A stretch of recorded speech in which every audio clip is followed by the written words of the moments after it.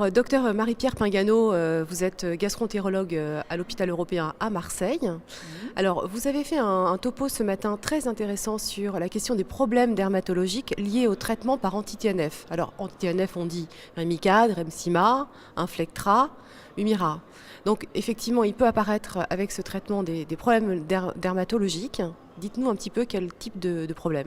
Alors c'est vrai qu'ils sont assez fréquents. Un principal qui est souvent observé par les patients qui sont sous anti-TNF en voie sous-cutanée, c'est des réactions allergiques au point d'injection. Alors là, il faut vraiment rassurer les patients, leur dire que ces réactions qu'ils peuvent avoir avec une rougeur qui démange au niveau de la cuisse par exemple, ça va passer avec le temps. Et puis il y a des petits conseils très pratiques. Il faut savoir qu'on peut appliquer des dermocorticoïdes comme de la diprosone par exemple sur la lésion.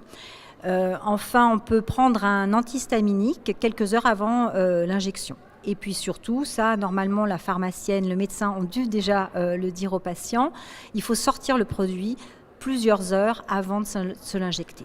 Voilà.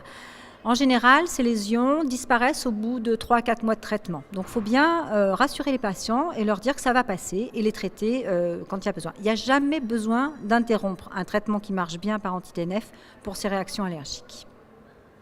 Alors donc le deuxième type de problème là qui est quand même un petit peu plus important, c'est le psoriasis paradoxal. Alors qu'est-ce que c'est le psoriasis paradoxal ? Alors, on appelle le psoriasis paradoxal, normalement, c'est quand ça apparaît, alors que le psoriasis lui-même, chez les patients lambda, on va dire, qui ont un psoriasis, va être traité par un anti-TNF. Et là, c'est l'anti-TNF qui va déclencher le psoriasis. C'est pour ça qu'on dit un psoriasis paradoxal. Alors là, ça peut prendre beaucoup de formes, ça peut être très gênant dans la vie quotidienne. Donc ce sont des lésions qu'on appelle érythémato-squameuses, qui sont principalement au niveau des plantes de pieds et au niveau des paumes de main, dans le cuir chevelu et éventuellement dans les plis. C'est des lésions qui peuvent être prurigineuses, c'est-à-dire qui peuvent démanger.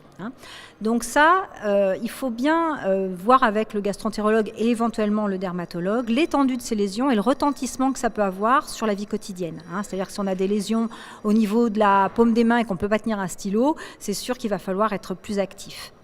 Avant d'arrêter le traitement anti-TNF qui marche bien, on essaye toujours un traitement local avec des dermocorticoïdes, comme pour le point d'injection tout à l'heure. En général, ça marche bien. Si ça ne suffit pas, il faut aller voir le dermatologue qui fera éventuellement de la photothérapie et qui pourra instaurer un traitement par immunosuppresseur pour diminuer ces réactions. Et si ça ne marche pas, en dernier recours, on arrêtera l'anti-TNF alpha.